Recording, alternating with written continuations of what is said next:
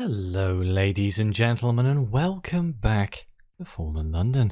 Today we're going to be carrying on with the exceptional story, the Sunken River. The Zubmariner leads you down a passageway that wasn't there moments earlier. A path is being opened for you. A path through the crimson stone down to the centre of this place. Let's follow her. The tunnel gets darker and redder as it goes, in defiance of your glim lamp's glow. The ground gets steeper, slicker. Blood clings to your shoes. She turns towards you, stopping for a moment, though you can barely make out her face in the dark. They say the nameless river oozes from a seeping wound on the skin of the mountain, she says, as if repeating an old story. This place is where that blood comes to clot. A shapeless thing of undirected anger, born of ancient injury. She sighs. Until I found it, now it's more than that, and I am responsible for what it became. And then she leads you into the deepest chamber, a place aglow with red light. And at its centre, the heart of the heart, is a red pool. At the centre of the Z lies its clotted heart. It is a mountain. It is a mountain child. It is the place where the mountain's blood comes to rest. It is the place where the mountain's blood finds no rest.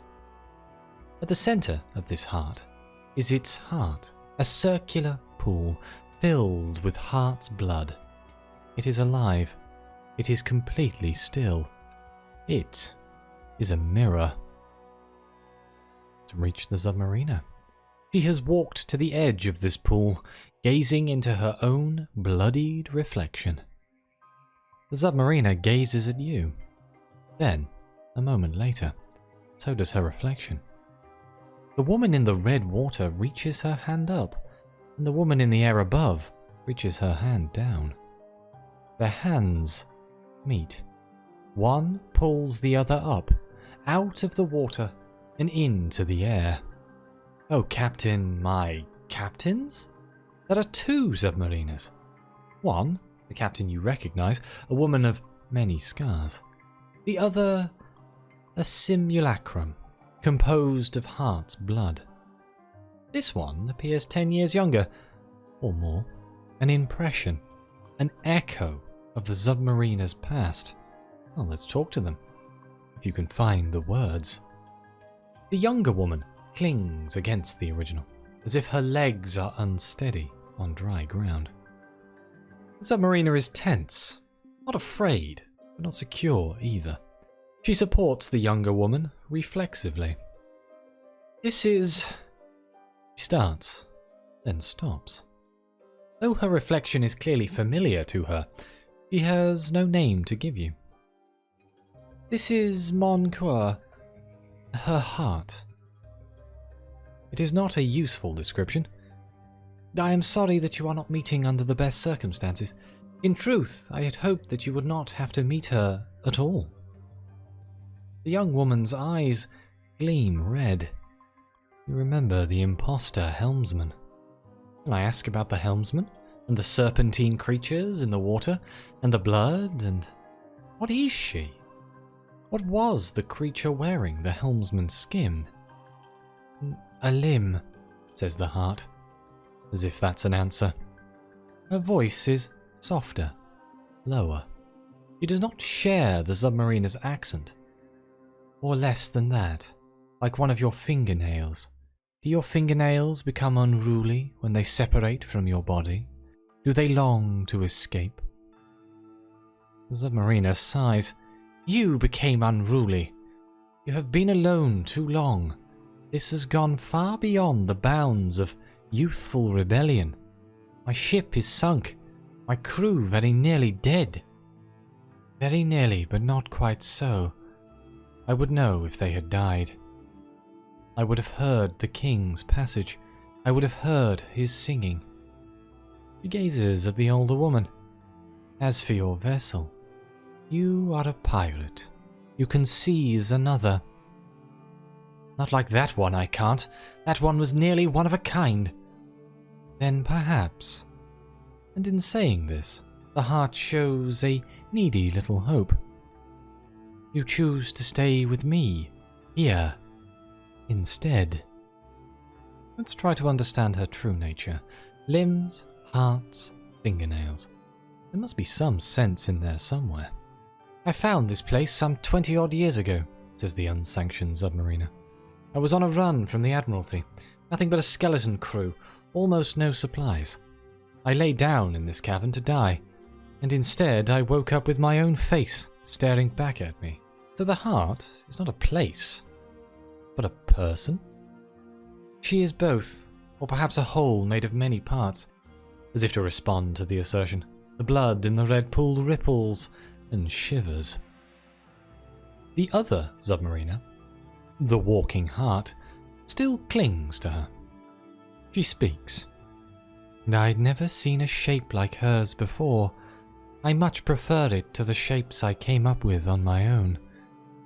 You think back to the serpentine Z-monster from the ship, all needle teeth and squirming. But I can't hold on to it if I'm alone. It's hard to be a person without people around. Well, let's bid the captain to come with us. Escape from this place is possible. She thinks on it for a long moment. I can't go. I am glad you are not trapped here with us. Find the bosun and take your way out. Burn your charts. Forget this place exists. The heart's grip on her tightens. My days as a pirate are done. I made her this way. I have to repay my debts somehow. Okay, so we can go to the heart pool.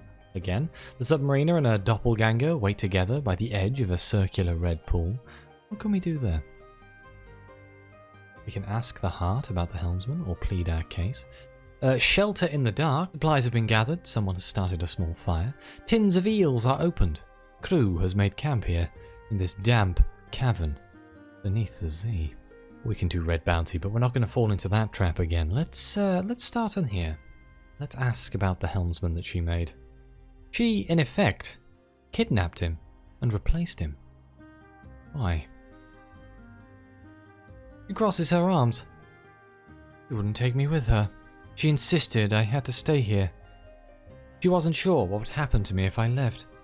Well, it sounds like I could go away just fine. It sounds like I made it almost all the way to London. Or a part of me did, anyway. She doesn't remember being the helmsman. That part of me never came back. It's like you intercepted a letter before it made it to its destination. Except the letter is me, and I'm addressed to myself, you see? Okay. Can I plead my case? The heart must give you passage to leave this place?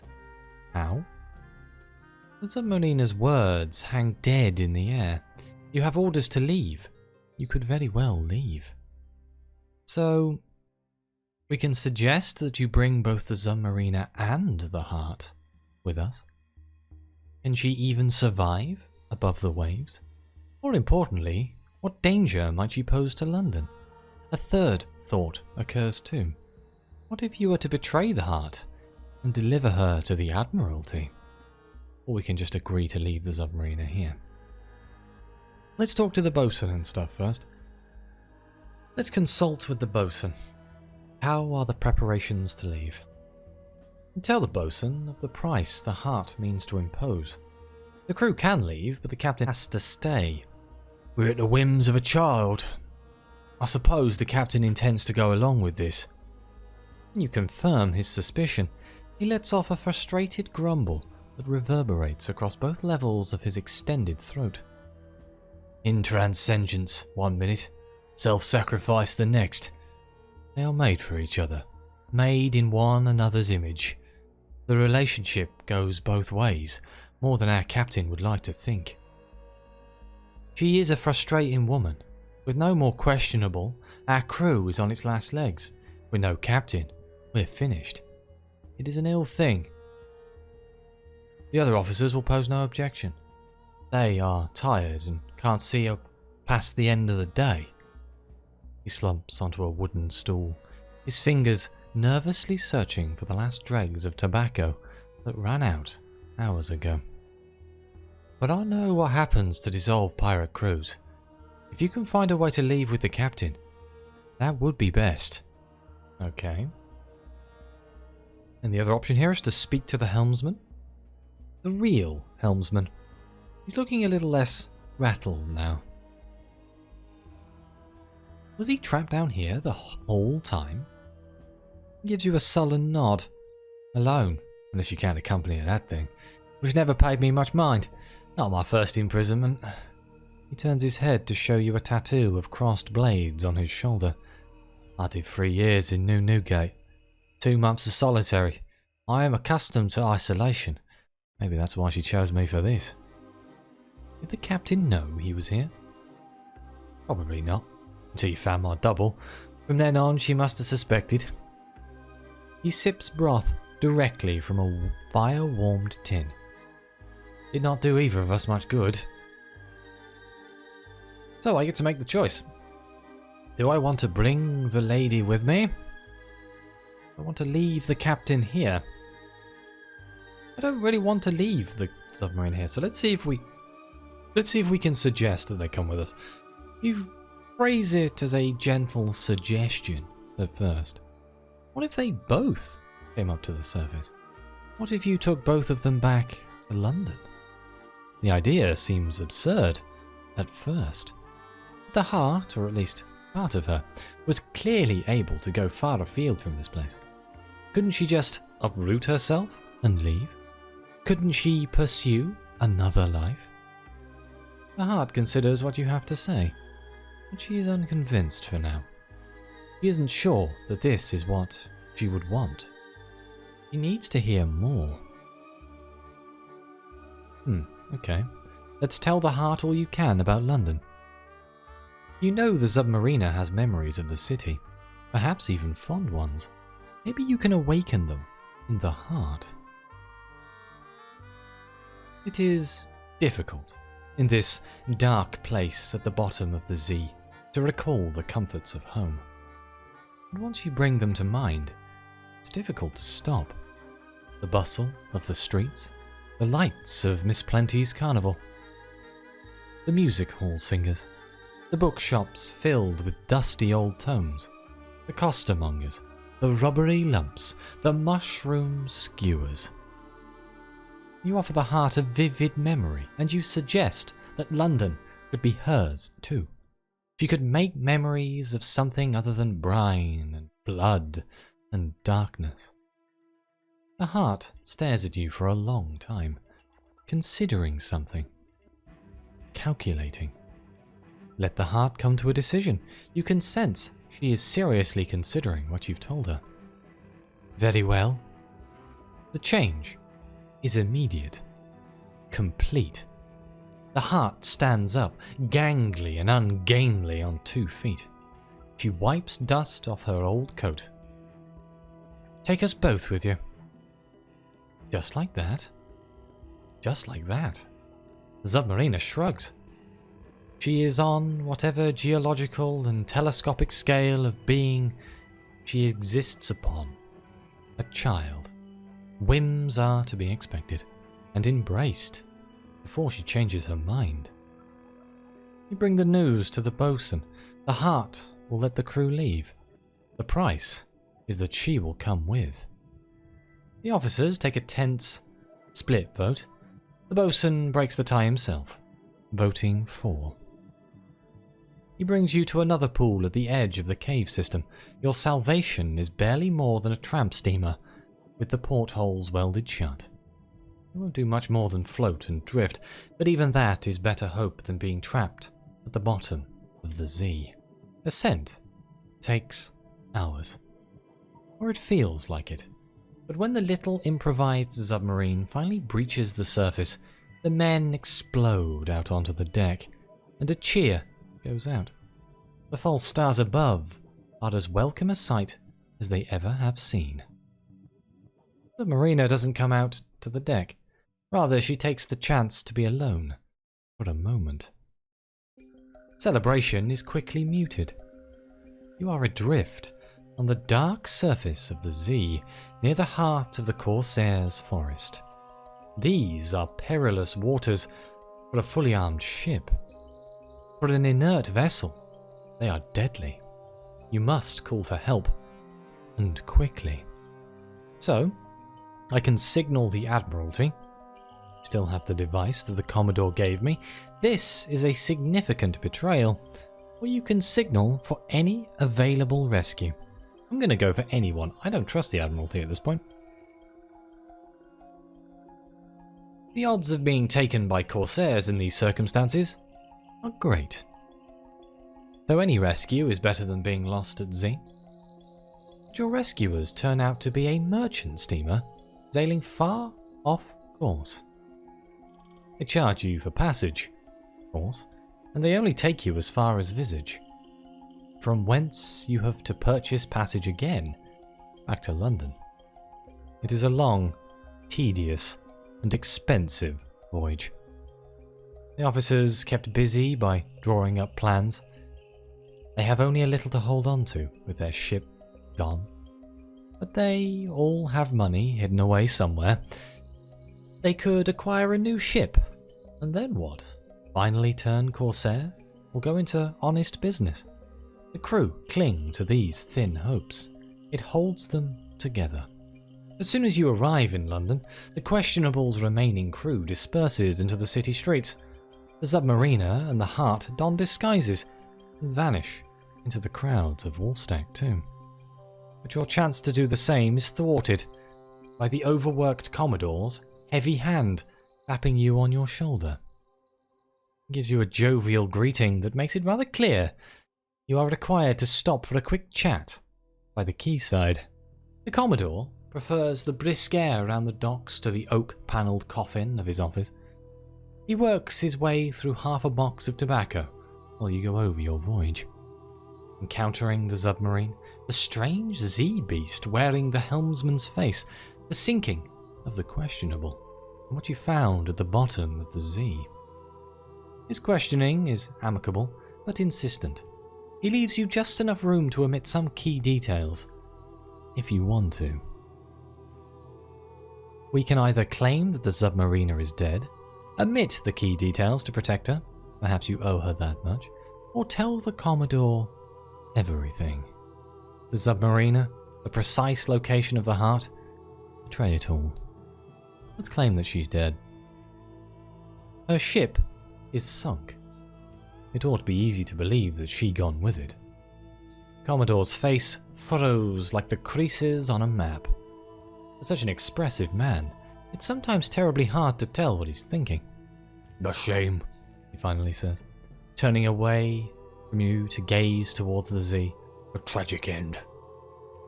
Does he believe you? Does it matter?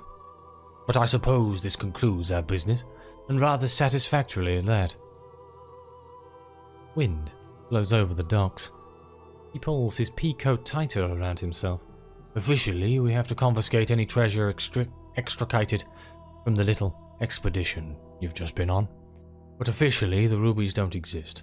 So I hope we are both content to call the matter ended. Her Majesty's Navy thanks you for all your help." While saying all this, he never turns back to face you. The allies of Woolstock invite you, and you take their invitation. Beyond them lies London, and your life on dry land. Oh, he took my sounder. How upsetting. The matter of the Zee rubies. The knowledge of what the Zee rubies are and where they came from does you little good now. But the rubies themselves? Now those are a prize. I can either bring them to the bazaar. You didn't go through all this to not get paid.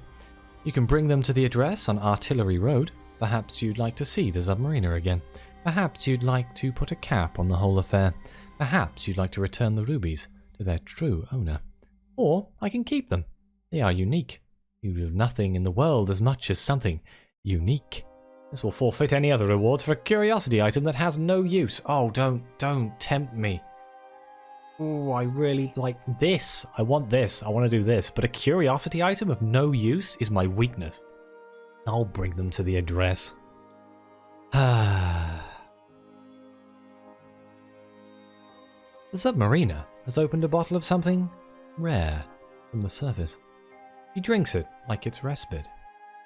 They are seemingly identical in all respects other than their age, true and apparent. From the heart, the Zubmariner has extracted a promise to stay, at least for now, in her present shape, or one similar enough. For her part, the Zubmariner has promised to put an end to her voyages. The Zubmariner's liquor, the last bottle from her cellar, is strong, redolent of apples and honey. For as long as that bottle lasts, you exchange Z stories, and when it ends, you leave the two women, half asleep, in their parlour, and walk out onto the drip, slick cobbles. Morning will break soon.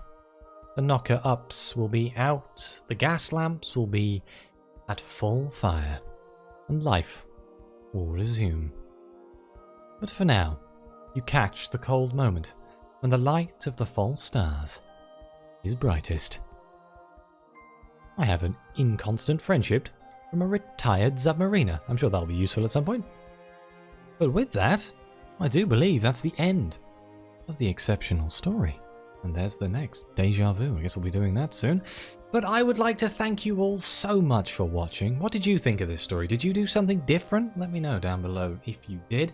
I am very interested to see what happens if you leave them behind, or maybe if you dob them into the Admiralty. What do they do? But please like, subscribe, let me know what you think. Thank you to the members of the channel and the coffee supporters. And as always, I'll see you next time.